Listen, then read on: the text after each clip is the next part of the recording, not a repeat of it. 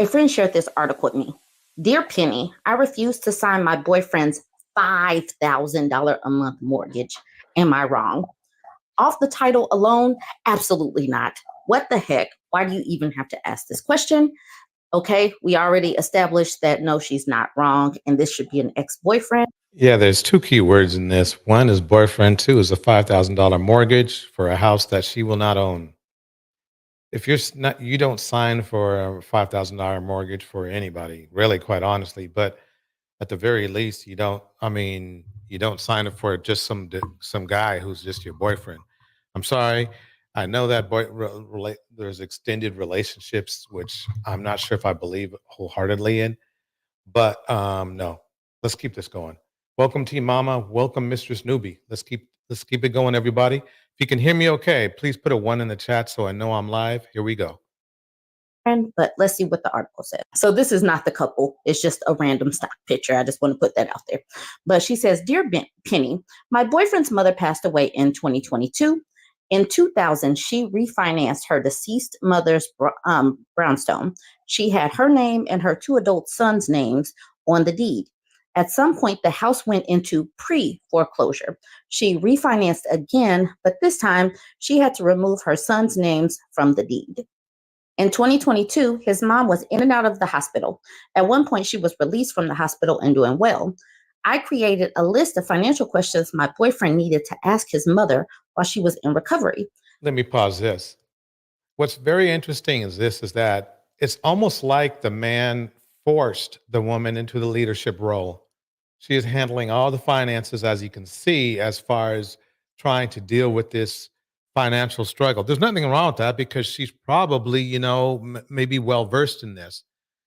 The problem is that he starts asking her to do things for him that really only married couples are supposed to be doing. So then it comes into, well, she's just, helping him out or whatever. This is some major help here. You're talking about home ownership, but let's keep it going. Nothing wrong with that either, but it gets worse. I was unaware of the above information regarding the deed at the time. Now, keep in mind, this is a girlfriend doing the mental and financial load for this man who is her boyfriend. Just keep that in mind. Okay. Later on, I realized he hadn't approached his mother about her finances. It's been 8 months since his mother's passing, and the mortgage lender has proceeded with foreclosure. He signed an agreement with the lender saying he will refinance the home. He has worked in construction on occasion, but has no pay stubs to show. He asked me to refinance. That's a little bit shaky right there. That tells me that let's go back on this one more time. I think it's very important we listen to this. By the way, this is by Burb and Bougie. You need to like and to subscribe. She's a great, great content creator. Burb and Bougie. BURBN as in and Bougie, all in one word. Burb and Bougie. Here we go. Proceeded with foreclosure. He signed an agreement with the lender saying he will refinance the home. He has worked in construction on occasion, but has no pay stubs to show. He asked me to refinance the home in my name and connected me to a lender. Wow. Listen to that again. Remember, this is boyfriend, girlfriend. This is not husband and wife. Listen. To show. He asked me to refinance the home in my name and connected me to a lender. So this is saying red flags. This is saying homosexual. There's no basically M in there. I don't know why autocorrect changes it, but keep that in mind. Let's keep it moving. The monthly mortgage would be $5,000. He doesn't make enough for the electricity bill, water, etc. I do not make that much. The lender was saying that I have a great credit score, which made my boyfriend happy. I decided not to sign off. She had to make him happy by showing her credit score. Well, that's another flag. On any paperwork and told my boyfriend that I don't make that kind of money. Although I have my own apartment, I've been staying with him for the time leading up to his mother's passing. I recently found out my landlord will not renew my lease. At the same time, I got a job offer that will be 3 hours away from where I live. I had this conversation with him last week about finding an apartment upstate and having a fresh start elsewhere. But y'all, Notice it sounds like to me she's the one making the money because he occasionally works um a construction job. So already we see a problem. I mean, this is already a problem. And ladies, you have to identify this. If you have any friends that are in this situation, you got to help them out of it. At the very least, and I know I'm getting bossy today, but at the very least, let them know that what they're doing, taking care of a man, is not normal. And the reason why you would just want to at least suggest that is that to let them know, okay, that those little those little red flags they see are actually real red flags. They're not fake red flags. A lot of times you may have been in this situation yourself where you thought it was a red flag, but you needed really somebody to confirm it for you before moving forward with the appropriate actions. And that is what you may be doing. You're never going to convince or tell anybody what to do. They're never going to change their mind. But if they're uneasy or see red flags, you may give them the little nudge in the right direction for them to change their life in a positive way. Let me keep this going. the fact that he got excited about her credit score is more red flags. Absolutely. And he doesn't have enough to cover the main bills, let alone the mortgage. So he's not even a light bill Larry. He refused to hear me and became upset, saying, I'm going to make him homeless because I won't. Oh my God, pure manipulation. I'm no expert, but that's pure manipulation. He's getting mad at her because she will not pay for his house, literally. Refinance his home. I asked him whether there are other options. He said the options are to refinance or sell, and he has made it clear since He's not a boyfriend, he's a swindler, but we'll keep it going. By the way, everybody, please do put a thumbs up. You know, it's free 99. It's free 99 for just hitting the like button. Let's keep it going. Here we go. beginning he will not sell the home under any circumstance. Prior to all of this, when I found out his name was no And that's him being illogical. I thought Kevin Samuel said that men are logical and women are emotional. But if you listen to this again, I'm going to play it back a little bit, but here we go. Listen. circumstance. Prior to all of this, when I found out his name was no longer on the deed, Wow. His name was taken off the deed, probably because when his mother needed to refinance, that his credit was so bad that they needed to take him off the deed. Okay. Because for two reasons. One, his credit score was probably horrible. And two, he probably didn't have any income, substantial income to report. So he was seen as a liability. Therefore, they wanted him off the deed. Yep, that's how they do it. keeps doing all of this work for him. I researched a probate lawyer for him and made a partial payment for the retainer fee. Oh my God. Now he's got her paying a retainer fee. But he's the leader, right? Leading her down the plank, maybe, but not in a good way. Let's keep it going. Here we go. He agreed to pay the other half, but has yet to do so. Of course. Of course. That's at least 6 red flags we've hit. Let's keep it going. So she's still pulling this man along. He's a homosexual. He's not in tune to any of his own financial needs. But she is the reason why he's going to be homeless, because she is not filling the mommy role like she's supposed to. Right, exactly. It should say my ex-boyfriend, but it doesn't. It says, although it really does. It should say ex-boyfriend. Boyfriend has not contacted me since then, I feel I made the right choice. To what extent could I have been financially ruined? You made the right decision. Oh my God. Did you ever? I agree with Bourbon Bougie so much right here. You dodged, not only did you make the right decision, you dodged a huge bullet. Hopefully he's an ex-boyfriend. Let's keep it going. He's a homosexual. You should not be signing on any financial decisions or credit decisions with a person like this who does not have any standing or any understanding of his own financial health. This is wild. This should not have been a question, but this was back in December 2022. This was before I was making content. So now, we're spreading the word to not do this anymore. Okay, now Absolutely. here's the penny hoarder lady. Dear D, when you take out a mortgage you can't make payments on, the bank eventually forecloses on the home. A foreclosure judgment stays on your credit report for 7 years. During that time, you face an uphill battle whenever you need financing or want to rent a home. Because the foreclosure tanks your credit score by 100 points or more, you'll often have to pay a security deposit for things like utility bills that are typically waived for those with healthy credit. Yeah. So basically, he was asking this woman to destroy her credit. This is common. This is very common. But none of those things are going to happen to you. That's because you trusted your gut, not your boyfriend or a sketchy lender pressuring you to take on a $5,000 a month mortgage you can't afford. $5,000 is just wild to me, y'all. I mean, I'm assuming $5,000, that for, that's a big house. What she should have said is, I'll buy the house.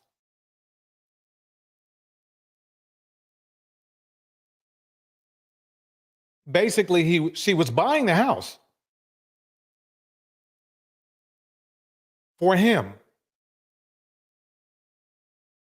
Man, the fact that he asked her to do that,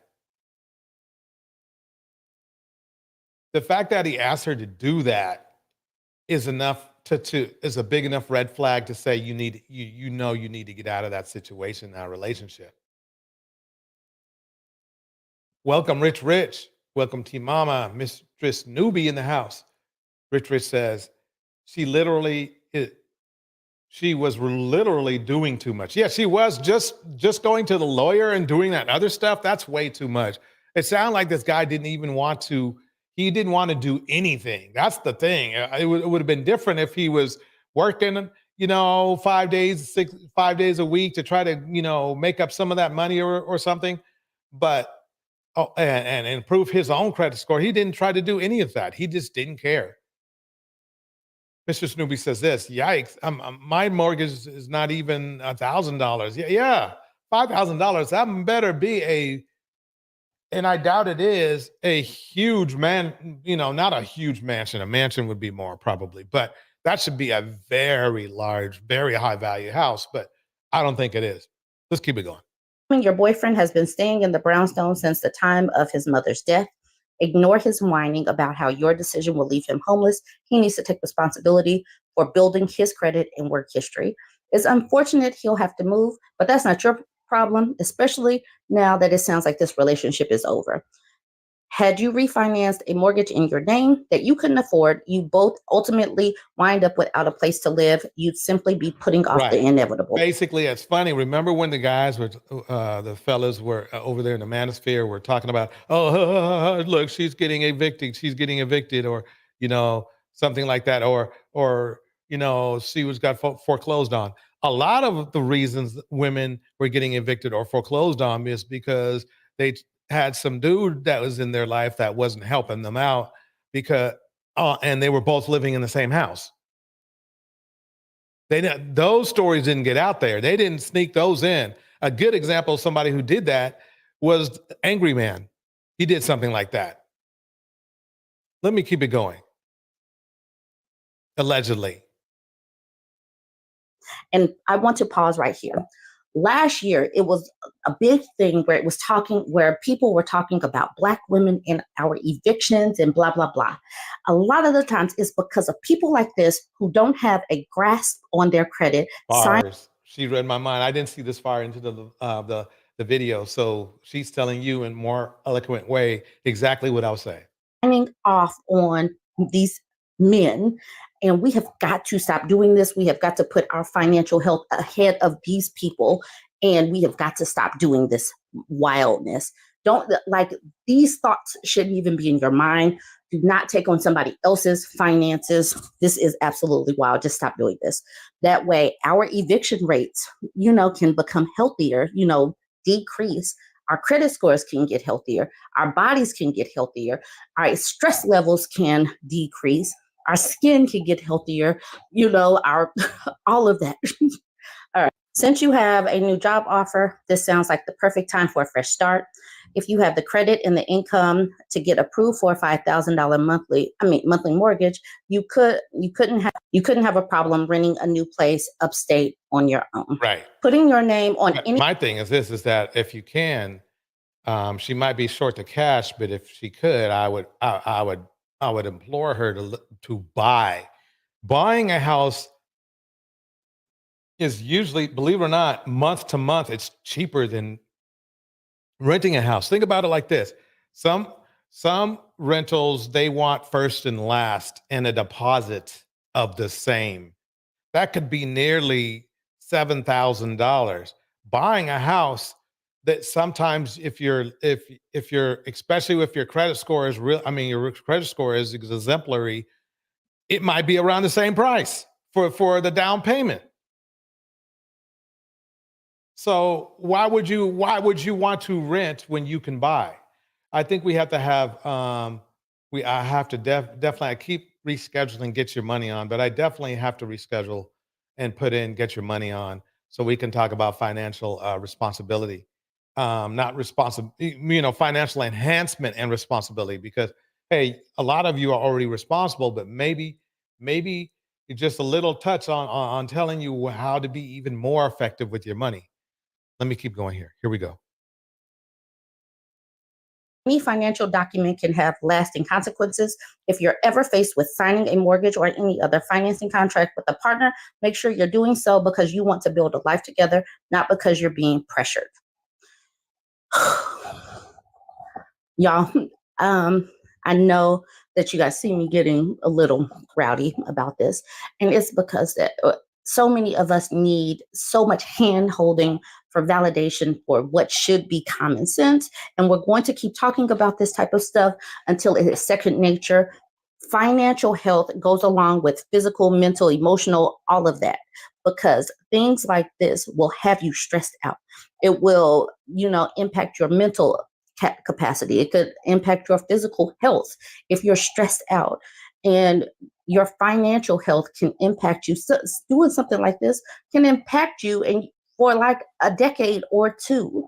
Please don't get caught up with these people that don't know how to take care of their own health. Now, what is interesting, I posted this on my page, my Facebook page, and I did that so that I could remember to come back to it. I believe that a person like this is parasitic. Exactly. Exactly.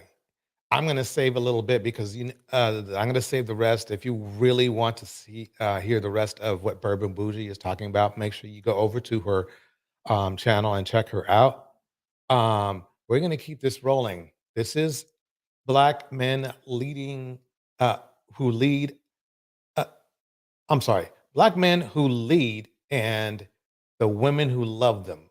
Tonight, we're going to go over good Black men. We are going over men that are responsible. We are going over everything that the first video isn't, as far as the type of person, the type of man. We're going to start off with the superstar right now. Let's start off with the Green Bay Packers quarterback, Jordan Love.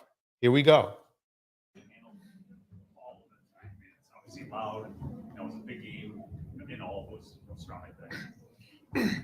Yeah, I mean, it's a lot of factors coming into it, but this whole team's focused on just making sure we get that win and moving on, because we know exactly what's in front of us, and we're trying to get in the playoffs. So, I don't think any of those things were. Let me know if you can hear the video. Okay, if you can put a one in the chat if the video volume is where it needs to be.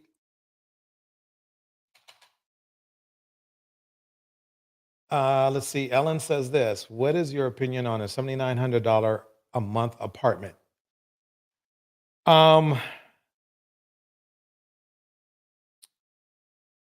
Is that purchase or is that rental? I know. I think if I remember, Ellen, you're in the Bay Area, and things are ridiculously priced there. But even in the Bay Area, that is very high. Why seeking knowledge? Welcome. The volume is kind of low. Let me get it up a little bit more here. Let me work on that.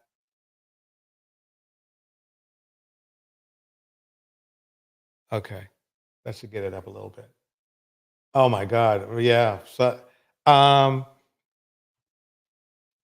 I would strongly recommend maybe finding a home you can buy. Even in the Bay Area, you can get a home, a whole home that you own for 8,000 a month. I guarantee. I know you can. I know that's capable. Unless there is some uh, extreme reason why um, you want to invest in a rental for that much a month. I wouldn't do it. That's the best I can tell you because I can't tell you what to do, but I wouldn't do it. I wouldn't be paying $8,000 a month, you know, for an apartment that I am renting. No, I can say that much. I think that's the brunt of it. Yeah, a home is the best thing to do. I am telling you. Um, I think you will thank me later for saying that no, renting anything for $8,000 a month is a no. So yeah, um, I understand that some people do it. Welcome, Tam. Welcome, Tam. I know that some people do it, but I wouldn't. I wouldn't do it. No. Even if I could afford 8,000 a month, I wouldn't do it. It just wouldn't, I wouldn't feel good about it.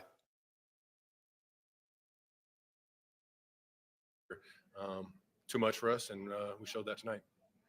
Where you took the field that's Okay, I want to make sure I just noticed that this is a major outlet, so I'm going to stop it right here. Yeah, I saw This is that. Jordan Love, though. Jordan Love. The funny thing about this is what I find is that you could almost put him in the category of a struggle QB. And what I mean is that not that he's not good because he is, but um, he had to struggle to get to where he was. He had to wait some years, and people doubted him and all this kind of stuff. But he made it. He's making it now. They finally realized he was good. I always thought he was good. I thought he was fine. I don't know what it is, but for some reason, um, people that doubt talent that I know that I see talent in, they miss it. Like for example, I think um, the Fields kid in Chicago is good too, but they were doubting him. They still right now are saying that they should go to the draft and get another QB. I guarantee you not. If he ends up on the Steelers, he's going to be tearing it up. He's going to be tearing it up. If nobody else picks him up. But that's so we're going to go back here to Jordan Love. But yeah, it's funny how a lot of the black quarterbacks in the NFL are strongly doubted, but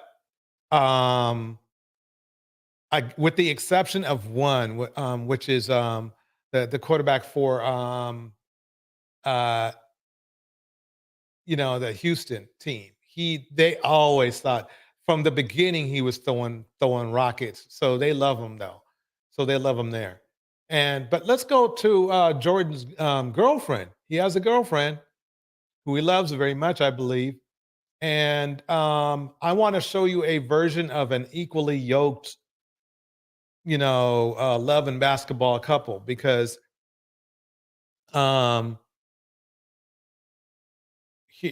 she is equally yoked as him. They're both athletes. She's tops in her sport, and he's tops in his. Let me check her out.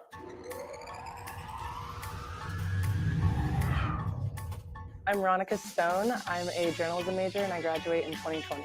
Backslide Stone! I've always wanted to play in the Pac-12 the amount of athletes, great athletes that have come out of the Pac-12, just to hopefully be one of them one day, it's something that I can only dream of. Beautiful play from Ronica Stone. I like to dance all the time, and so we'll have dance parties in the locker room. We do a little dance for my Instagram before games. I didn't think it was gonna be a hit, but a lot of people liked it, so we kept it going. Oh, that's cute. That's cute. So she's leading her team. She's leading her team. This is Ronica Stone. Hold on one second. Hold on one second. Be right back.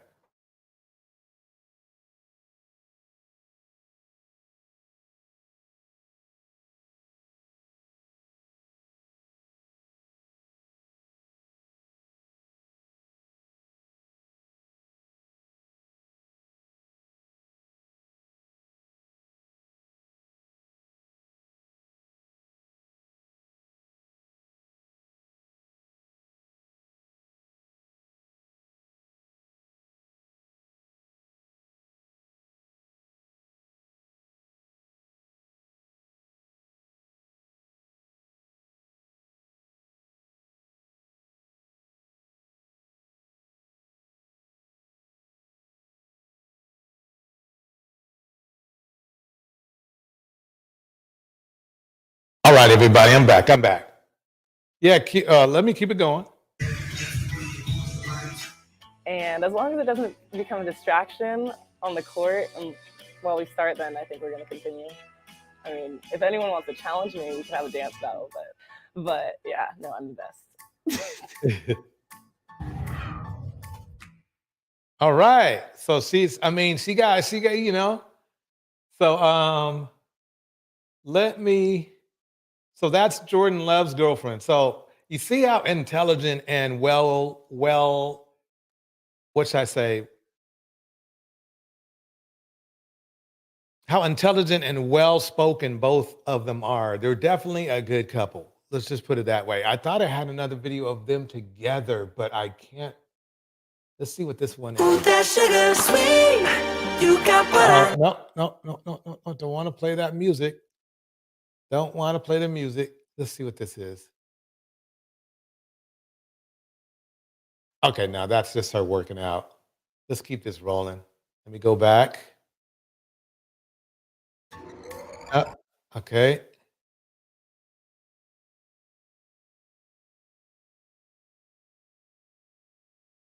So let's get into Lamar Jackson. Here we go.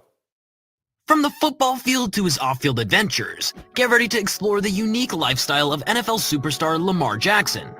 Lamar Jackson, the mighty quarterback for the Baltimore Ravens, is a true superstar of the NFL. Despite facing some tough times growing up in Florida, including losing his father and grandmother at a young age, Jackson never let go of his dreams. Starting at just 8 years old, he honed his football skills with relentless determination. All that effort paid off when he became a top-notch quarterback in high school and, later, the University of Louisville's first ever Heisman Trophy champion. Lamar Jackson's story is a testament to the power of hard work and unwavering commitment to one's goals. Lamar Jackson was drafted by the Baltimore Ravens back in 2018, and he's been winning over fans ever since. He signed a sweet rookie contract and has been instrumental in the team's success over the years. As it stands, Lamar's worth a cool $40 million, but that's not even the most exciting part. In April 2023, he made headlines by landing a record-breaking 5-year contract worth a whopping $260 million, making him the highest-paid player in NFL history. And Guess how he got the money? They got mad at him for it. It took a long time, but guess what? It was him and his mom.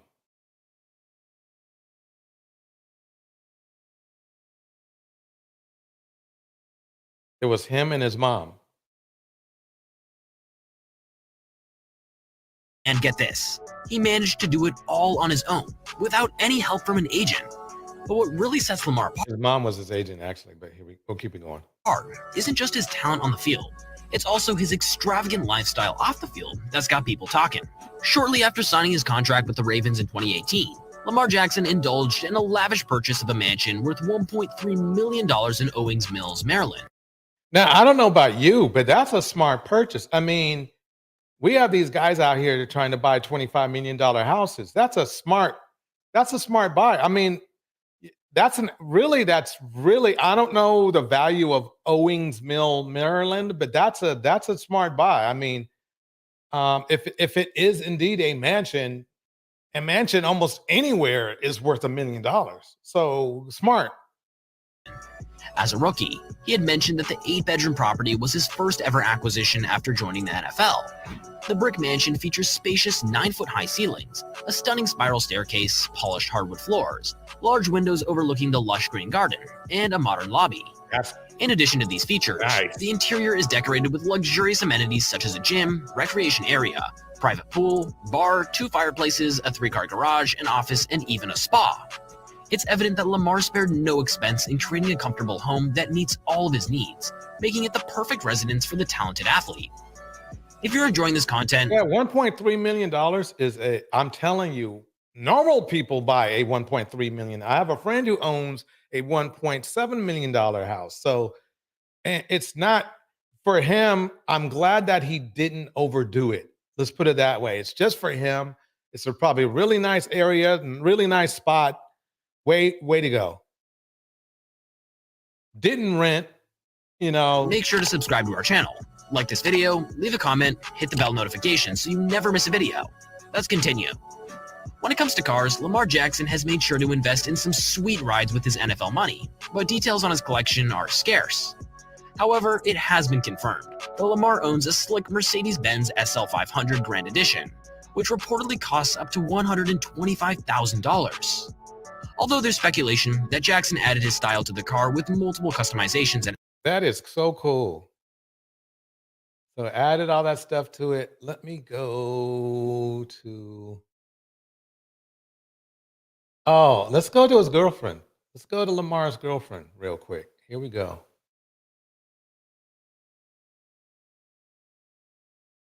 Right there, I think. with his jersey number, of course. And it seems like Lamar's latest venture is off to a flying start. Feedback from the brand's website suggests that it's doing pretty darn well. The brand's Let me stop that right there. And right here. Okay, here we go. Jackson's love life. He's been committed to his college sweetheart, Jamie Taylor, since their days at the University of There's Jamie. Let me go back a little bit. Okay. Jackson isn't just dominating the field, he's also making moves in the fashion game. When it comes to Lamar Jackson's love life, he's been committed to his college sweetheart, Jamie Taylor. He's been committed. Okay, let's listen to that again because this is where a lot of other men fall off. Dominating the field, he's also making moves in the fashion game. When it comes to Lamar Jackson's love life, he's been committed to his college sweetheart, Jamie Taylor, since their days at the University of Louisville. Although the couple prefers to keep things hush-hush, we've managed to dig up some juicy details. In a recent interview with the Baltimore Ravens, Taylor spilled the tea on how she deals with criticism, taking Lamar's advice to heart and staying true to herself. Plus, in a spooky Halloween interview back in 2019, we found out that Taylor is a die-hard Harry Potter fan, and Lamar even dressed up as the boy wizard for the occasion. That is so cute that he did that for her. Okay, that's what you call real love. It's like when you know someone you care about does things, for you without you having to ask. That's cool. That's cool. That's what it's all about. Let me keep it going. And let's not forget that Taylor is a fellow African American, making their love story all the more special. You notice how it's wait, let me play that again. Even white folks know that's because most football players, what do? They go for preference. Here we go. And Lamar even dressed up as the boy wizard for the occasion. And let's not forget that Taylor is a fellow African American, making their love story all the more special. Lamar Jackson's wealth is not just limited to his NFL salary. He also has several endorsement deals with Oakley Inc., which have helped him earn even more money. And with his talent and popularity only growing, we can only imagine how much more he will make in the future. Despite all of his success and wealth, Lamar Jackson remains grounded and humble. He frequently gives back to his community, and he is known for his kind heart and generosity. In 2018, Jackson organized an autograph signing event in Louisville, which raised $29,000 for charity. Out of this amount, $25,000 was donated to Blessings in a Backpack, and the remaining $4,000 was given to Mission for Hope. It's incredibly inspiring to see how Lamar Jackson has genuine care for his community. Yep. Genuine care for his community, which is something that most of the men in the manosphere don't have. And I'm sorry for bringing them up every time, but we have to have a benchmark of men that we can measure. So here's the issue that we have. Here are real role models in Jordan Love and Lamar Jackson. But if you would go to most outlets, they're, as far as being role models, they're ignored. You know who they do love though? You know who these men over here do love, which is why I feel a little bit pessimistic sometimes, is they love them some Boosie. They love 'em. Break it down. Boosie has some. Break it down for us, Bourbon Bougie. Tell us about Boosie. Bourbon Bougie talking about Boosie. Here we go. Things to say about the color purple. Now, welcome Brina West. The color purple is based on a book that was released in 1982. The color purple, it's decades old. It's almost as old as me. It was written by Alice Walker. And when she released the book and when the subsequent movie came out in 1985, there were criticisms abound about the color purple. The scenes in the color purple are not new. The criticisms from the Ashgardians, the Dusties, the Otises, the Willie Earls are now being, it's on repeat from the Dustaviuses, the Ashgardians of now, the Broctaviuses, the Gloctaviuses of right now. This movie came out in 1985, y'all. These concepts are not new, but let's talk about Boosie. He says in all caps, I had to walk out of this color purple movie, and two other older couples walked out also because I had my little girls with me, and it seemed like a rainbow love story. Good acting, but whoever wrote the script is pushing a narrative hard. As a parent, I will not let my little girl watch this film.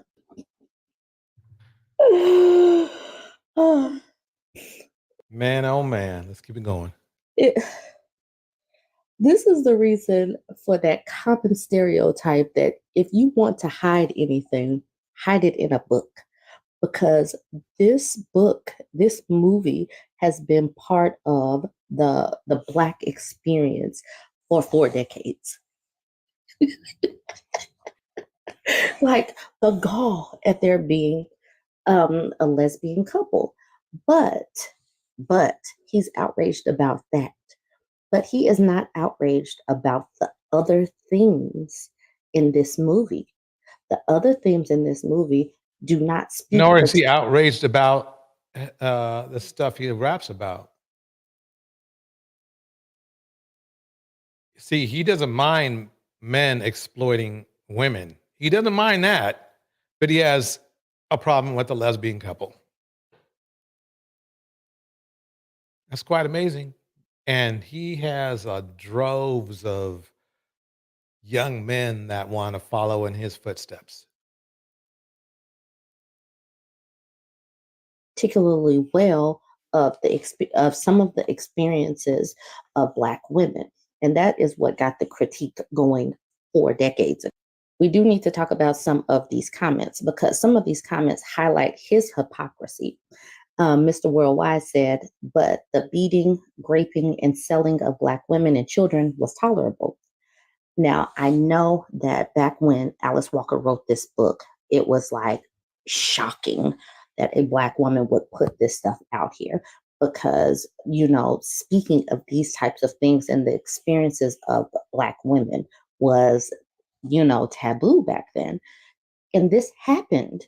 These types of things were happening. It's just not enough women were speaking about their experiences within the dynamics of relationships because racism.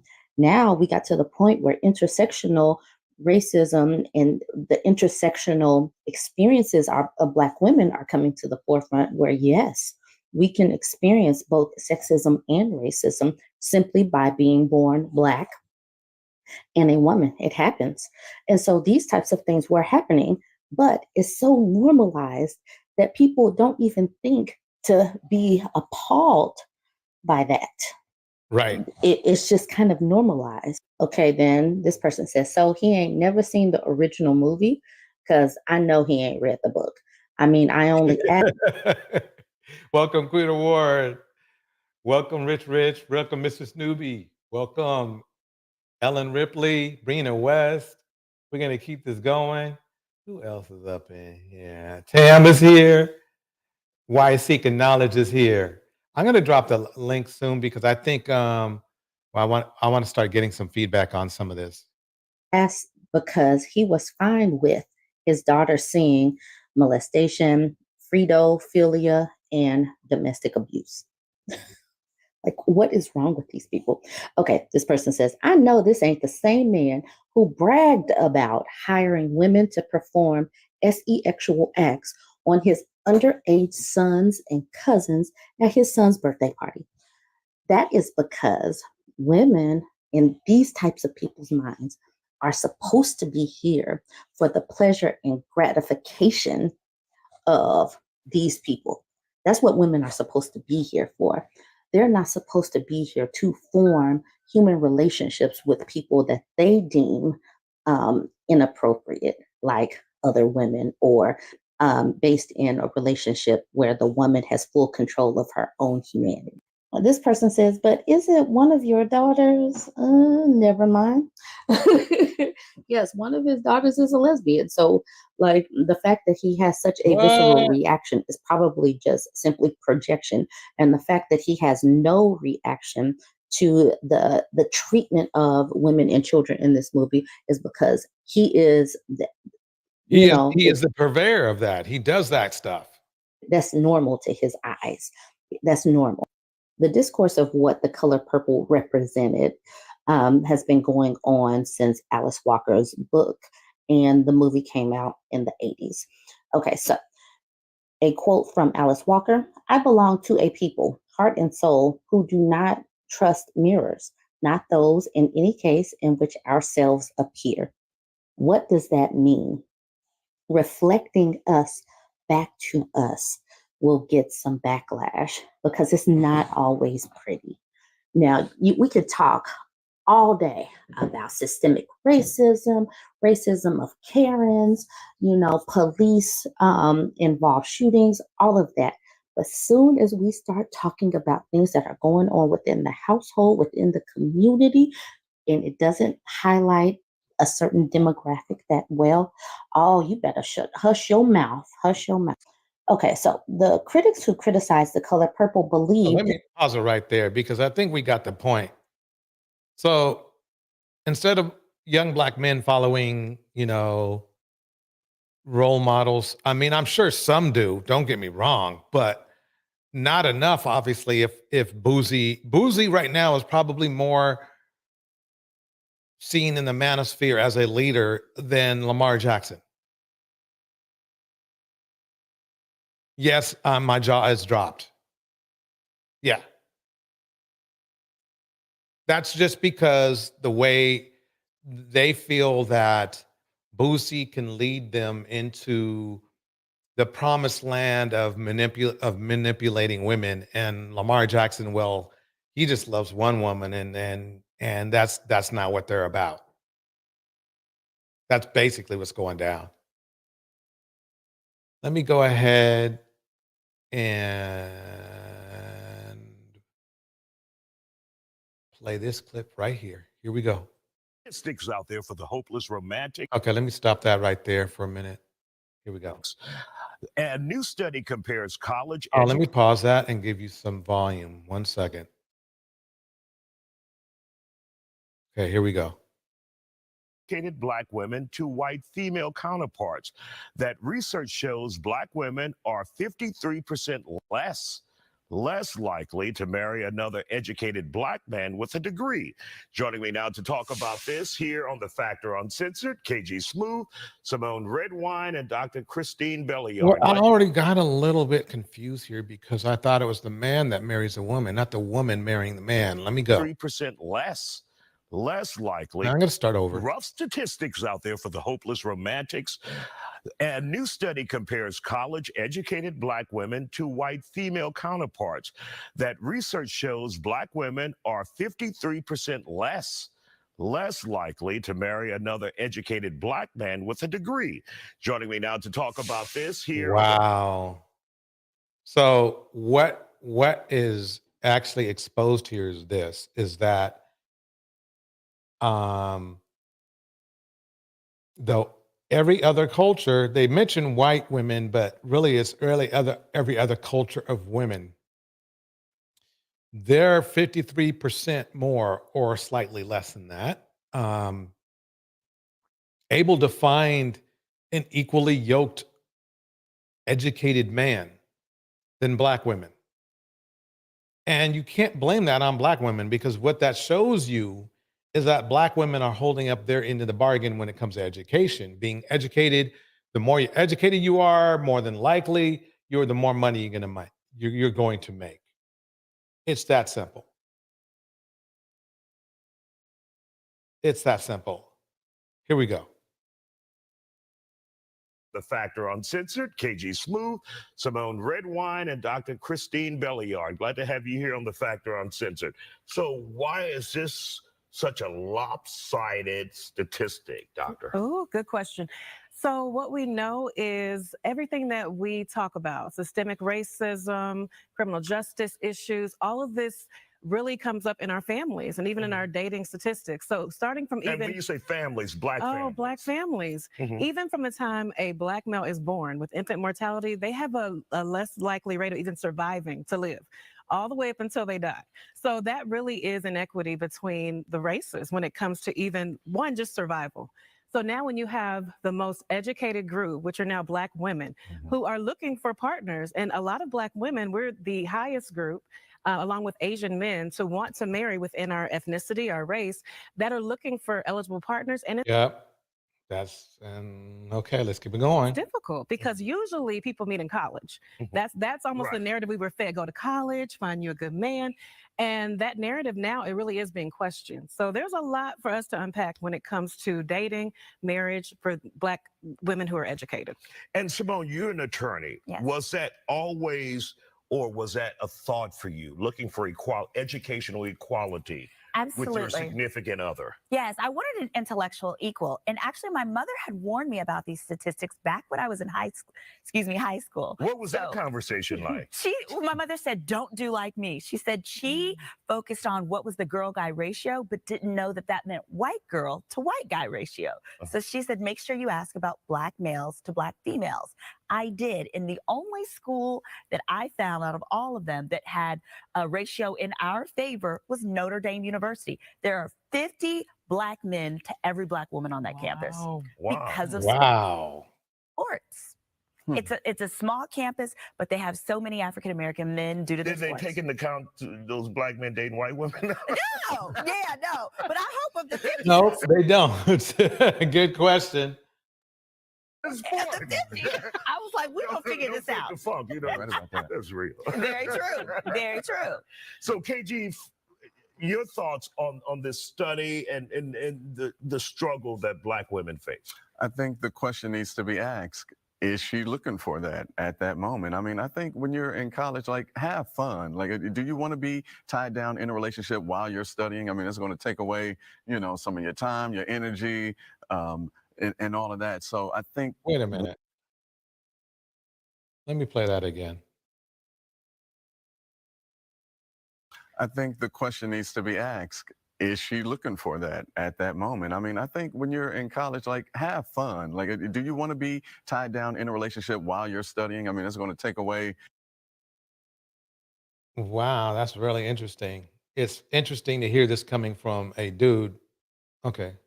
some of your time, your energy. And all Actually, not, because he's probably speaking for himself and not for the security a woman may want in her life. Let me keep going. that. So I think one needs to ask themselves, do I want this, or am I going to be here to have fun? And not only that, I mean, is this from PWIs, just predominantly white institutions, that these statistics are prevalent, or did they also gauge the HBCUs? Can I point out something really fast? I think it's so interesting that the Black male pointed out, oh, go to college, have fun. And you have the narrative of go to school and really try to find a mate. What are your best odds? And to me, this speaks to the inequity where you were able to be given the narrative. I'm making an assumption that you should go, develop, have fun. And we know the ratio in most schools to Black men compared to Black women, it's disproportionate. Some schools, it's 13 women to 1 male. And a lot of the men know that. So they're having a great time. Oh, yeah. Right? But since it's on the backs of Black women, sometimes literally. You can do Yeah, that. she cleared it up. Yes, on the backs of Black women. So the man that's having fun, right? Women, see, Kevin Samuels forgot to add this to the repertoire, and I'm gonna put it in there. It's one of my repertoire. Women want security, even if a single woman wants security.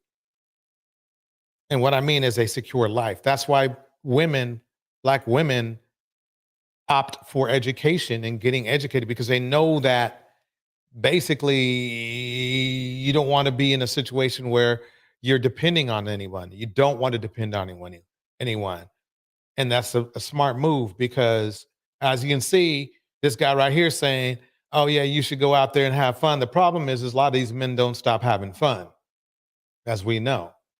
Welcome New Diamond. She says he's gaslighting. He means have sex as much as you can. Exactly that. Mr. Snoopy breaks it down like this. I actually agree with him on that. I think college men and women should date, but not look for a permanent relationship. You don't know yourself yet in your 20s. It's self-discovery phase. Yeah, I think basically that's the plan. Usually, Mr. Newbie, but usually for some reason it's like when things get emotional, they get emotional to the point where it's like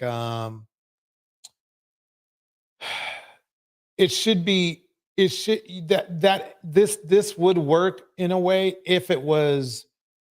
if things didn't get out of hand. But we've heard so many stories of things getting out of hand in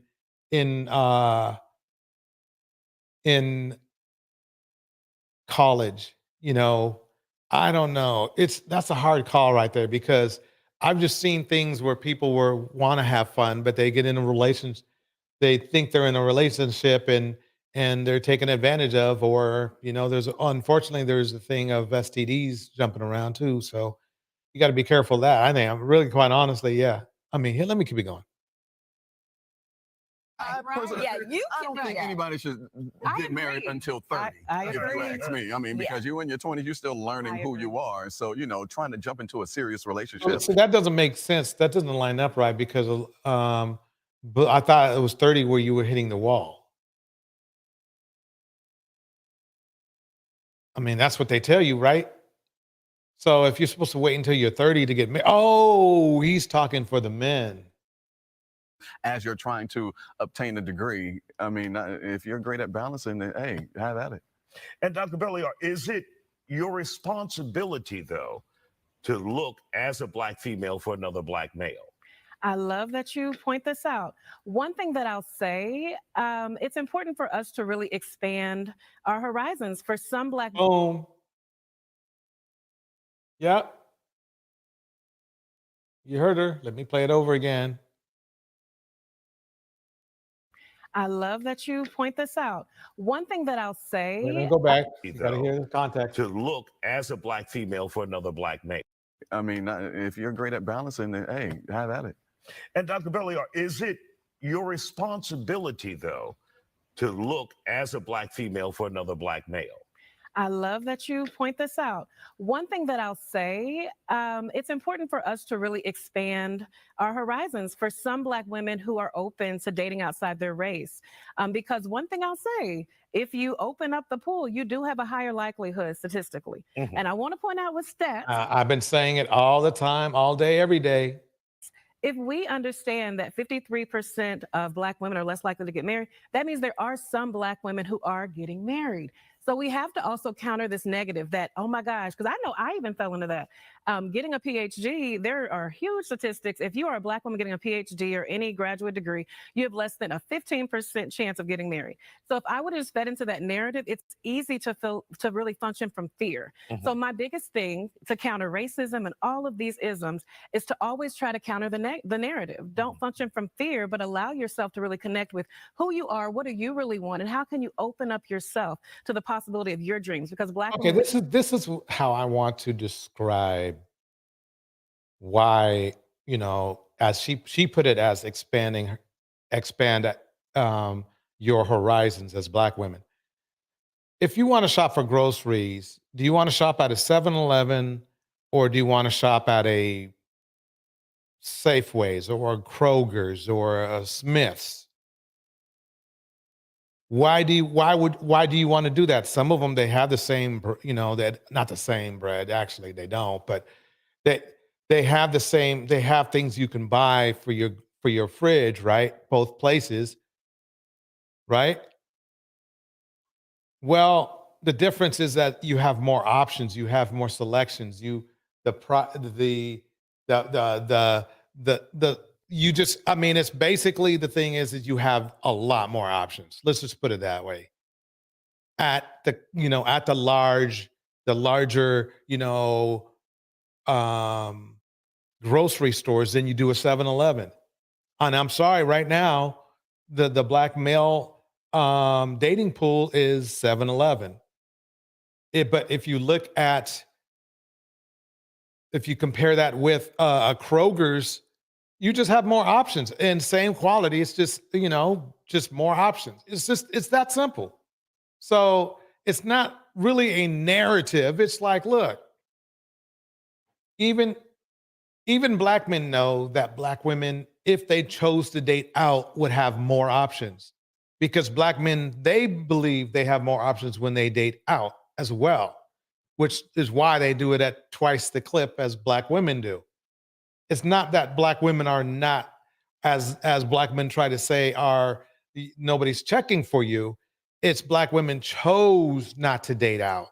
It's not because they can't date out. It's they chose not to date out. That's what's going on. Let me keep it going. we deserve to have it all. You can pursue a beautiful career, but also your family life. You deserve that as well as anyone else.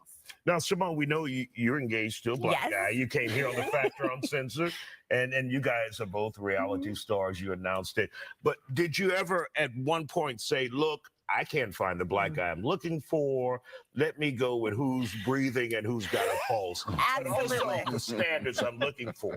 Yes, because for me, a minimum is you have to have at least a college degree. And actually, my sister told me, if Rashid doesn't work out, my fiance, I'm picking a white man for you. She just already told me. She said, yeah, I got to pick, because the ones you have brought home are a little bit crazy and a lot of bit of trouble. So I said, well, let me make this work. KG, you didn't go home with her, She slipped at the end there. She said, well, let me make this work. That's not a good sign. Trouble. So I said, well, let me make this work. Actually, my sister told me, if Rashid doesn't work out, my fiance, I'm picking a white man for you. She just already told me. She said, yeah, I got to pick, because the ones you have brought home are a little bit crazy and a lot of bit of trouble. So I said, okay, see, because let's keep it going. Let me make this work. So now she's going to try to make Rashid work. If you have to make something work, love is work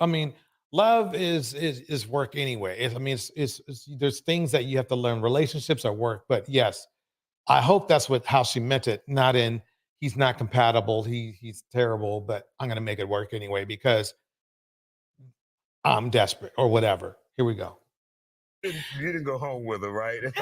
You guys were on the same reality show. Yeah, we were on the same. No, I didn't go home. No. But I will say this, fellas: the intellectual woman, they are the most freakiest. So I want to get you an educated woman. You see where his mind is at?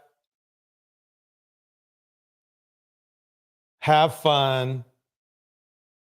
And now listen to him again. The dust is already coming out. I should have put him on the show yesterday. The intellectual woman, they are the most freakiest. So I want to get to an educated woman and Oh, make wow. you got a brain too. See, it wasn't me who said it this time. It was KG Spruce. I mean, here comes the dust. They couldn't keep sex out of the mix.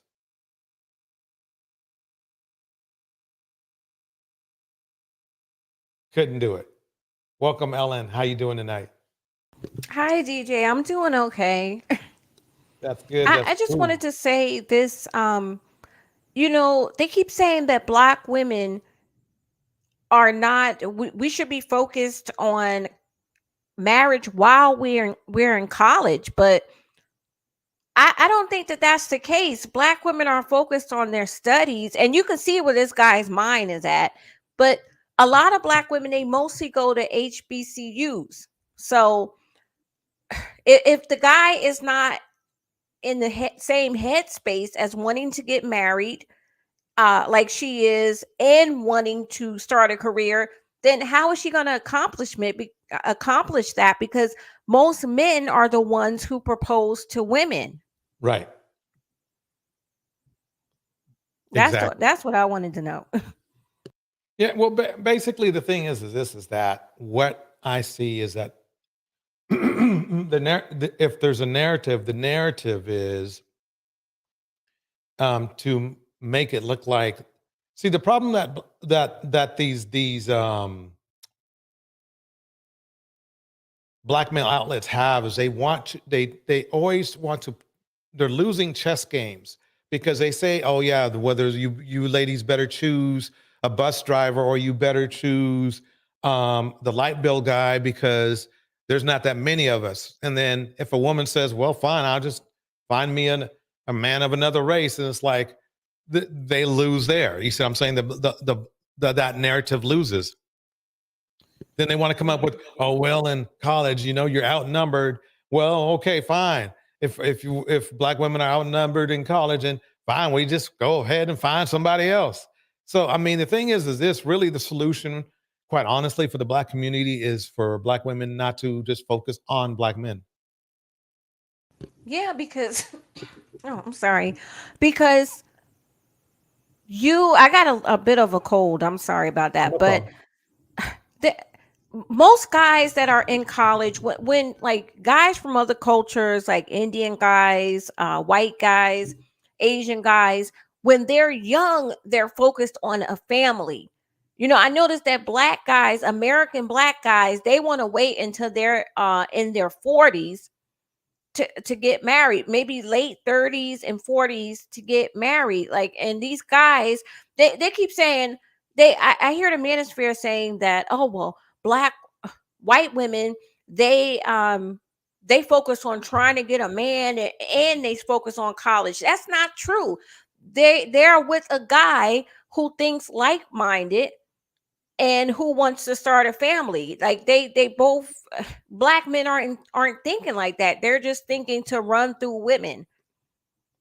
I mean, basically the proof is in the pudding. I mean, this guy did not help argue the point you just made, because he himself already said, oh yeah, why would you want to get married in college when you can, you don't know yourself and you should be having fun and all this kind of stuff. And then he just made this snide comment, which is not even true, about how intelligent women or educated intelligent women are the freakiest. And that's there's no stats to provide that. He just wanted to talk sexual. That's the funny part. So yeah. And then this dust bucket on the right side, he agreed. Oh yeah, see, it's not just me saying it. So I guess they're trying to make it to make that into some sort of compliment, But I mean, really, quite honestly, the thing is that so there was a saying that you go when you go to a car dealership and they give you an exceptional deal on a car. They say that the price, I don't have to say anything. This sells itself or something like that. Especially like when the Tesla came out, that's what people were saying, right? Basically, it's like that. It's basically Black women are so it's amazing how loyal black women are to black men right now. And hey, fine by me, right? I'm a black man, but it's detrimental to black women to be that overly loyal to a set of men that have made it clear that if you know exhibit one, exhibit A being the manosphere, that they don't even like black women. So it's kind of like a situation where they are literally, black women are forcing themselves to date men that are more than likely not going to appreciate them. And when somebody doesn't appreciate you, they don't treat you right. That's how I see it. I mean, I'm not saying date outside your race and then marry outside your race. You might date outside your race and then find in that search the type of qualities you want, and you might find it in a black man. But it's at the same time, you know, if you don't keep an open mind, then you might end up with dating somebody with a closed mind. Let's put it that way. It's hard for me to explain it, but that's just what I'm saying. I mean, it's like, I know it's weird coming out of a black man saying, "Oh, you ladies need to open up your options." It's just pure logic. It's pure logic. I don't want women. My thing is this: I don't want women to get abused. And if you force yourself to date unqualified partners, you're probably going to get abused. That's the best explanation I can give to people why a black man like me is telling you that you need to expand your options. Is not because there aren't any good black men out there. It's just there's just not enough. There's just simply not enough. There's just not enough. There's already 2 million more black women if every single black man paired up with a black woman. Yeah, that's true. DJ, I wanted to make I'm not getting off the subject, but I just want to tell you how deep the rabbit hole goes, because black women, they're so loyal.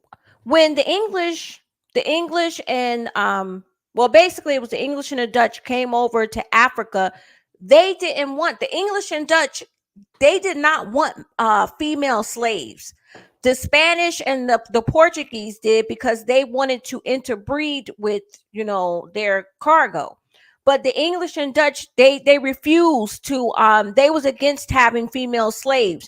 But the women in Africa, they begged them. They said, you know, if my king goes, I'm going to go. I'm not, those women over there, they were so brainwashed.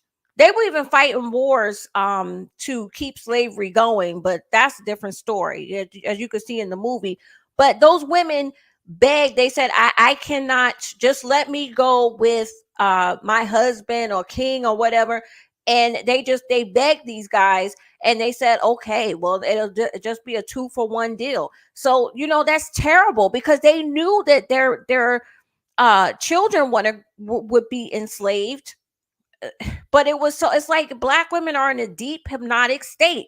And, you know, I'm telling the truth. I can't make this stuff up. They did not want female slaves, the English and the Dutch.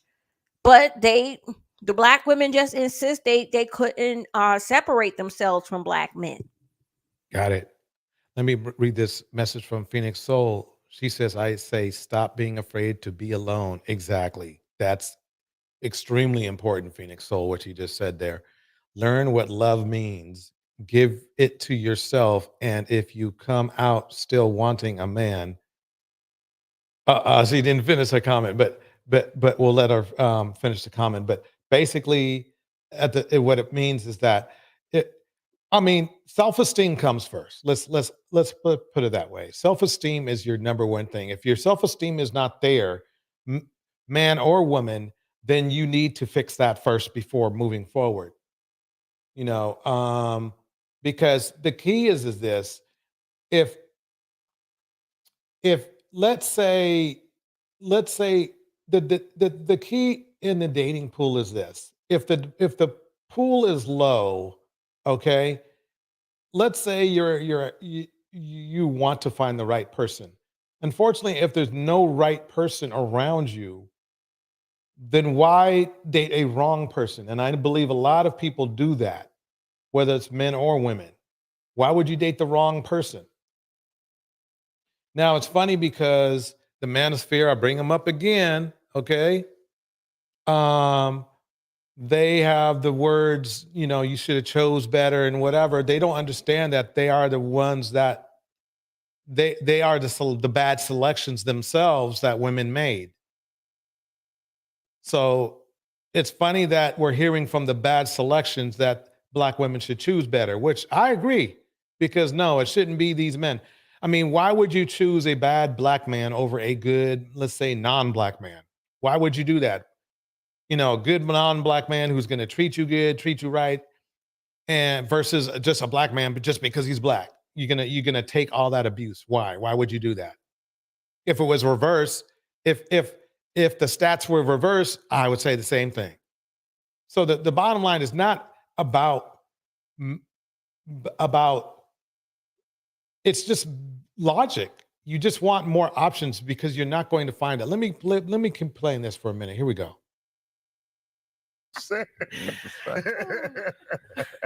Is there ever for you as a male, like, okay, I need her to have this, that, or do you say, if we can get along, I like that. If I love her. Yeah, I definitely have some characters. I want her to be smart. I want her to be funny, and I want her to be carefree. I'm not in the business of trying to control a human being. That's not my job. If I rock with you, I rock with you, good, bad, and indifferent. So, just be authentically you. And Dr. Billiard, for those who may have that checklist, and there are a lot of women, are you telling me to rap when I just asked the question? It's getting good. Really quick, with a checklist. Yes, if you have yes. a checklist and you want that checklist, Right. but it's not happening, what would you tell that woman in 20 seconds? I would just say in 20 seconds to get some feedback on your list, right? See, head nod. Make sure you check in with people that perhaps you look up to that are in relationships, people that perhaps are really great friends. Because what I'll say, sometimes people are bound by their checklist, and sometimes, yeah, he may not be 6'7", but he may be 5'11", and you're marrying. I think if your checklist has focused on characters or emotional quality, that's different. If your checklist is on, looks, I think the looks should be kind of in the middle of the checklist. I mean, they're important, but they should be in the middle of the checklist. But yeah, you should be loving and caring and responsible and stable and nonviolent is on your checklist. Them stay. Those stay. Okay. Checklist like, well, I'm not going 1/2 of a quarter inch under 6 feet. He's got to be, caramel. He can't be light skin or dark skin. Then yeah, that's something that needs to be down on the list. It can be on the list. It can be on the list. Just it would be down on the list. Find character first, but that's. I mean, everybody knows that. That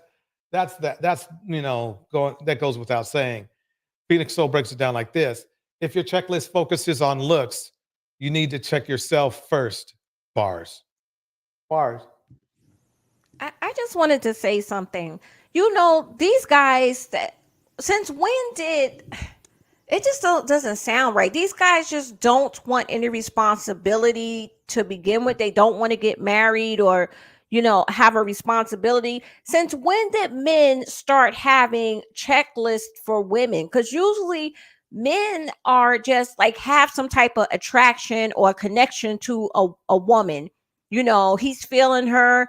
He really likes her a lot, and eventually it becomes into love. He wants to possess that woman in his life, and he provides all the stuff for the woman. Like, I just don't understand these guys. Why are these it's unfortunately it's mostly Black guys that are on social media talking about, oh, a woman has to be a blah blah blah, and she has to make a certain amount of money. She got to be intelligent. She got to be this, that.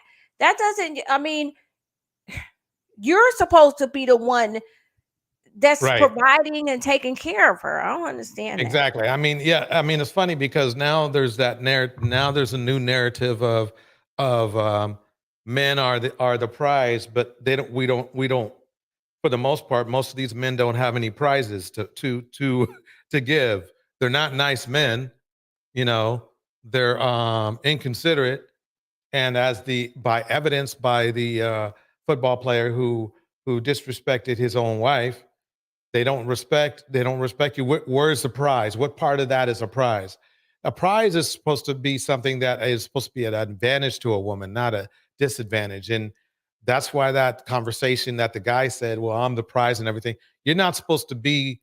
Everybody knows you're on that show because of her.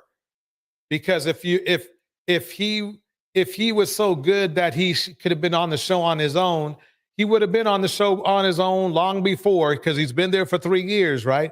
If he was so talented, he would have been on that show by himself before even meeting Simone Biles. But he wasn't on the show before meeting with Simone Biles because he hadn't performed well enough to be called a star. He's not a football star. He's a football player, which is fine. But let's make that determination. He is not the cog of the wheel of the team that he is on. Okay. So the problem is that he had no problem, downing his own wife. Why? No other race of man would do that. No other race of man would do that.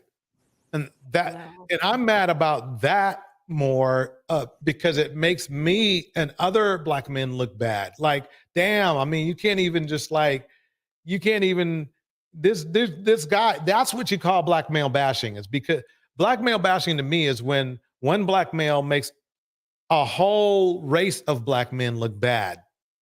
That's bashing because our value goes down collectively. Those people, look, I hate to bring Simone back into it for a minute, but I need to talk about this for a second. This is why that was so disgusting. Number one, Simone Biles is a role model, not for just black women. She is a role model for, every race. Everybody loves her. That's why just about every other race went in on dude. Okay? It's not just what he said, but the way he said it. And how they even got to that subject about how they met, and he used everything was about him being the higher value person. I would like to ask him to show me his 8 trophies that he received, because Simone Biles got 8 medals on her own. On her own. Okay, so that's what bothers me a lot. Everybody, make sure you like and subscribe. Miss RV's in the house. Miss RV is in the house. Phoenix Soul is in the house. Thank you, Phoenix Soul, for the $2 super chat. Thank you so much. Have a good day. I appreciate your super chat so much, Phoenix Soul, and more so. I mean, you were dropping some gems in the chat. Everybody, you got to read Phoenix Soul's comments. They were on point all the time. I mean, this right here just gets me. If your checklist focuses on looks, you need to check yourself first. Bars. So anyway, before we get into the next segment, welcome New Diamond onto the panel. Welcome, New Diamond. Hi, New Diamond. Hi. I just wanted to come up with my negative ass for a quick statement. and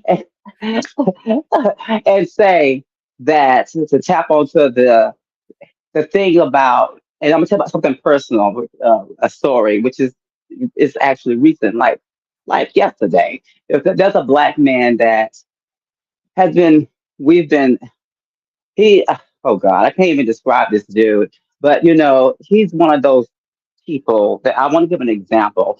I've known him for about like a year now, I think so, and I blocked him, and then we cussed each other out, and because it's like talking to a wall. Now, when I was saying in the chat that they're incapable of love, which is something I'm echoing from Princella, but the reason why that I could echo is that because I've experienced that even currently. You know what I'm saying? It's because and I wish I gotta find a way that I can save this voicemail he sent to me. I can't because it's a voicemail. I gotta figure out. I gotta get a recorder and something and play it. I gotta save this thing because it'd be a perfect audio to have. Because I have told this dude several times my expectations, and you know, like I'm not gonna be your secret. I'm not. I expect this. I expect this. I've never dated a man that's where I'm your secrets. It don't work that way. You know, I don't do that. And since you're saying that you don't want me to mess with nobody, you're saying that you're gonna want to be my boyfriend, all the stuff like this. But all you want to do is pick me up and take me to a hotel for 2 hours and then take me back home. Okay. Now, Wait, his new. How does that pertain to what we're talking about right now? well, I'm getting ready to tell you. We're talking about like being capable of love, and when it comes to men. Okay, so yesterday he sends a voicemail and he says, "I do care about you. I really do care about you. I'm really in love with you, but I don't know how to show it." Okay, and my whole thing is I have told him how I want to be loved. Okay. And I have told him I don't want just to be a Buddha call. Okay. So why are you talking about you don't know how to love me? Okay. So the point I'm making is that a lot of them are really incapable of showing love to whom they are with. And that's my point. Got it. Yeah. So yeah, basically that's true. I think a lot of men, especially in our community, have lost, are brought up not to love women and anyone. They're brought up to basically survive, and that's about it. And But part of survival is not loving women. It's that simple. Survival to them is to conquer and to control. Anyway, on to the next thing. I want you to listen to Judge Joe Brown.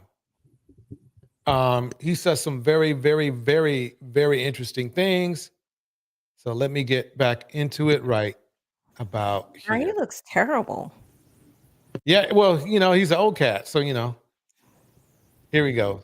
What up, y'all? It's your man Sam, Ant, CEO of Viral Hip Hop News. You're in the building for another edition of the Hip Hop Uncensored podcast. We got a special guest back in the building. Got the good Judge Joe Brown back on the podcast for round number either 5, 6, 10, who knows? But brother always shows us love. We definitely appreciate you, Judge. How you doing? Yeah. Good work, brother. Everything's all right.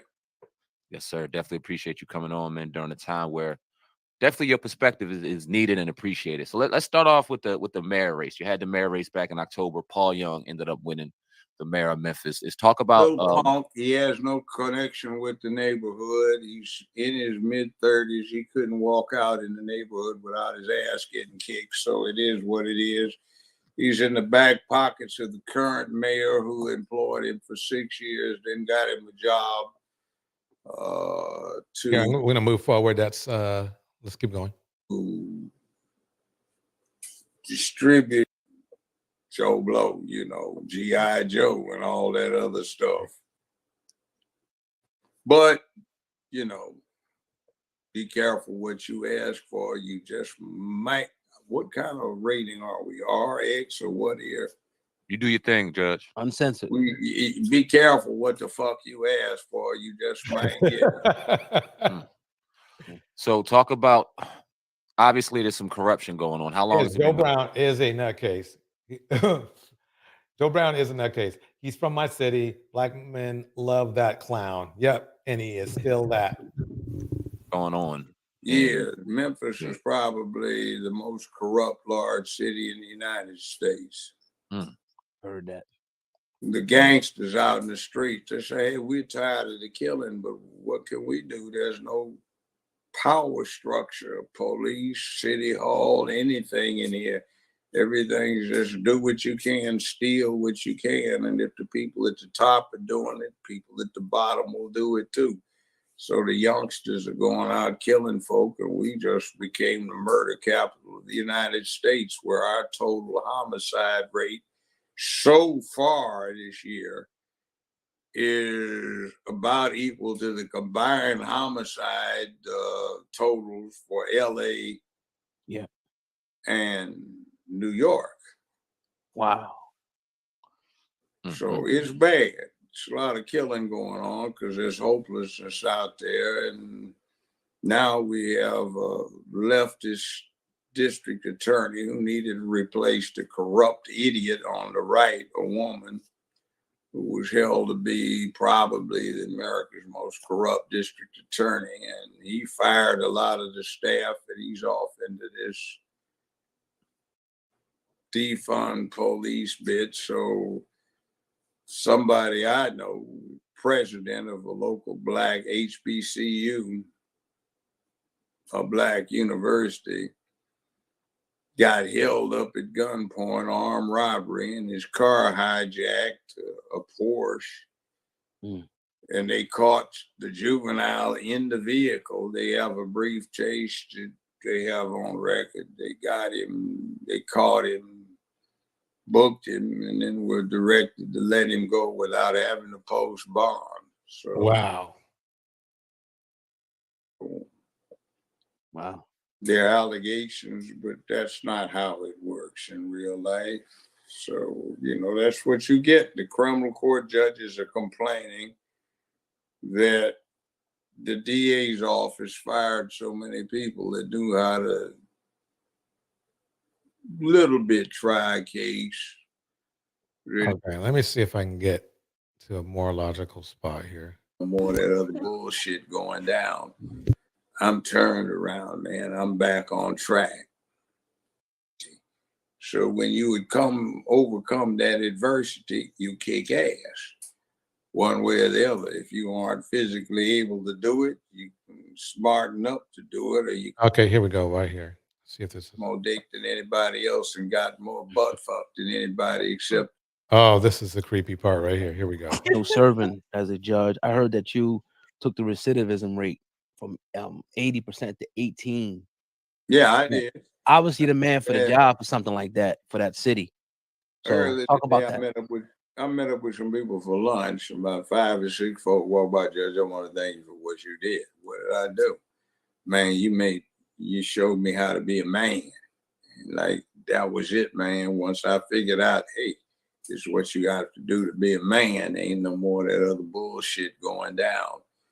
I'm turned around, man. I'm back on track. See, what we have is too little manhood down in the hood. We got a lot of bitches out there that got dicks still swinging. Oh my They don't know how to be men. See, if you're a real man, you're about protecting and providing. You're about promoting manhood so they can come and help you protect womanhood and childhood. When you're doing this other shit, like we got these fantasies about, hey man, it's all about pimping, man. No, fuck, pimps are the lowest bitches on the planet. I'm sorry, I didn't mean any disrespect. I thought that this guy was in his early 50s, but I don't know why. I just looked up his age, but I thought he was in his early 50s or like late 40s. I don't know why, but I thought that he was. That's why I made that comment. Well, But isn't he like around 80? yeah, he's 76. Yeah, okay. I just looked it up, so I apologize. My bad. Yeah, I mean, this was a logical thing he said right here about the having problem with the pimps and everything. The problem is that this is where the denial aspect of the manosphere comes in. They actually follow pimps. Literally some people call themselves pimps. They follow Sotomayor. He was a porn star, so that's as close to a pimp as you can be. Wait, who?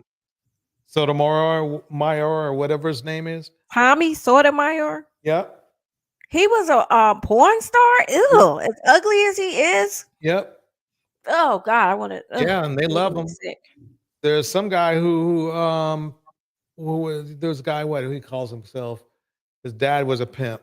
I forgot his name. But then there was another pimp Tariq who just Nasheed. died. Who? Tariq Nasheed. He probably was a pimp too. No, yeah, he was an ex pimp. See, pimps run the manosphere. Nobody wants to say it, but I just said it. Allegedly, they do. If it's not the pimps themselves, it's a pimp mentality. And unfortunately, as it's a part of the community. Watch, as much as I disagree with Judge Roe Brown, we do agree on one thing. Listen to this. Here we go. You know, Yeah, thank you for sharing. Bullshit, all this other kind of shit all day long. Yeah. No, we definitely been following the mayor race, so definitely wanted to bring that up. And Too late now. Be careful what you ask for. You just might get it because now I don't have to be nice to anybody. heard that. Right. Talk about your time, serving as a judge. I heard that you took the recidivism rate from 80% to 18. Yeah, I did. Obviously, the man for the Yeah. job for something like that for that city. So Earlier talk about today, that. I met up with some people for lunch. About 5 or 6 folk walked by. Judge, I want to thank you for what you did. What did I do? Man, you showed me how to be a man. Like, that was it, man. Once I figured out, hey, this is what you got to do to be a man. Ain't no more of that other bullshit going down. I'm turned around, man. I'm back on track. See, what we have is too little manhood down in the hood. We got a lot of bitches out there that got dicks still swinging. So basically, what he's saying is that he actually sounds a lot like Cynthia G right now. You know what? I can understand why they would see him as like a role model. No, them, not reasonable people, because he seems like the man's man, like very masculine. Right. And so they just a lot of these guys, they don't have any idea of what manhood is. So when they see a guy, like him, I think they're lured in by his masculinity, but that's what I think. My strong argument point is this, is that he is actually on here, Judge Joe Brown, in this moment, bashing black men. Listen again. Listen one more time. Here we go. Yeah, I did. Obviously, the man for the job for something like that for that city. So Earlier talk about today, that. I met up with some people for lunch. About 5 or 6 folk walked by. Judge, I want to thank you for what you did. What did I do? Man, you showed me how to be a man. Like, that was it, man. Once I figured out, hey, this is what you got to do to be a man. Ain't no more of that other bullshit going down. I'm turned around, man. I'm back on track. See, what we have is too little manhood down in the hood. We got a lot of bitches out there that got dicks still swinging. They don't know how to be men. See, if you're a real man, you're about protecting and providing. You're about promoting manhood so they can come and help you protect womanhood and childhood. When you're doing this other shit, like we got these fantasies about, Yeah, hey, isn't man, that the black manosphere that says that protection is not supposed to be about protecting black women? They said that. it's all about pimping, man. No, fuck, pimps are the lowest bitches on the planet. Used to be in the penitentiary, they sucked more dick than anybody else and got more butt fucked than anybody except child molesters. Damn, why is he saying this? Damn. Well, let's see what else you got to say. That's reality. Yeah. But people don't want to hear that. See, I grew up in South Central LA. I'm not supposed to be where I am right now. So I'll bring that like, hey, I ain't trying to get down on you. I'm just trying to tell you, like, you want to do something about changing your situation. You got to stop worrying about who's fucking you over. Everything on the goddamn planet is trying to fuck. Right, because the manosphere always says, "Oh, yeah, it's the man doing this and it's the man doing that, or it's the black woman doing this and the black woman doing that." And he right here, one of their heroes is telling them exactly what's going down, but I guarantee you not, they're going to go straight back to bashing black women. Just like, and I was told, and Rich is saying this, he hates black women, and he hates black women too. But he still he doesn't like the black. He still has at least a little bit of logic to say that black men in the community are not doing what they need to be doing. That's simply what he's saying. I'm saying in a very nice way, and he's not. You over. So that's adversity, whether it had saber teeth and it was a tiger, or whether it's a lion or something like that in East Africa. It's adversity. It's your job as a man to overcome that adversity. So when you would overcome that adversity, you kick ass one way or the other. If you aren't physically able to do it, you can smarten up to do it, or you can add yourself to the numbers of people that do it. So kick ass, conquer adversity. It's a challenge. And when you whip it, conquer adversity, not women. That's my side. What do you think, Ellen? Yeah, a lot of the stuff he was saying was like, it sounded perverted. I mean, but he was telling the truth. He was, I didn't understand the liger and the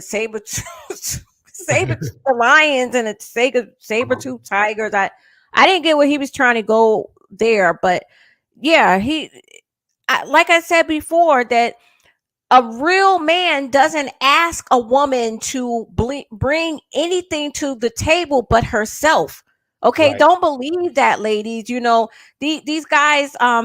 He's right. There are some guys with women with elongated clitorises walking the communities. I mean, these guys don't have a clue of how to be men, and the manosphere are just cowardly, defeatist. The conquered men who have zero power, because a man who always blames other people, especially women, on his own issues, feels powerless. So these guys feel very, very powerless. Let me break down this from Rich. Legal issues. March 2014, Brown was arrested in Memphis, Tennessee, and charged with 5 counts contempt of court and getting verbally abusive during a child support case overseen by magistrate. Wow. Yep. So he's a problem himself. Man, that is crazy. Child That is support. crazy. What child does he have as old as he is? I know. Ew. That's crazy. Anyway, I didn't have a whole lot to say tonight. I think, let me go here. All right. I think I got something to take care of. I'd like to thank everybody for coming through. Spicy Black Tina on stage, Ellen Ripley and New Diamond. And we will be back tomorrow. We're going to have another live stream tomorrow. It'll be obviously a little bit longer than this one, but I'd like to thank everybody for coming through. I'm going to hit it from the top.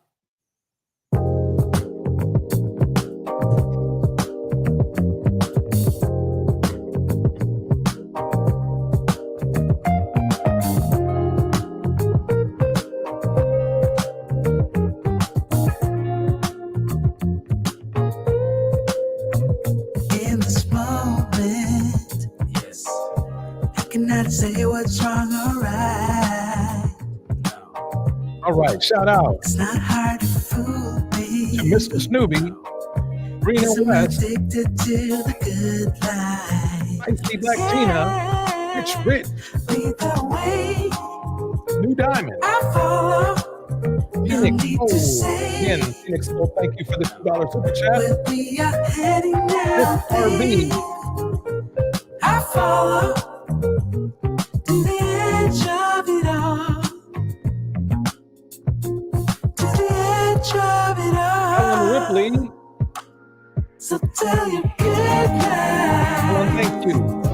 'Cause I'll find a better one. Peter Ward. Yeah. Susceptible. Damn. Before the moment flies. T Mama. So tell you goodnight. 'Cause I'll find a better one. All right, everybody. Susceptible.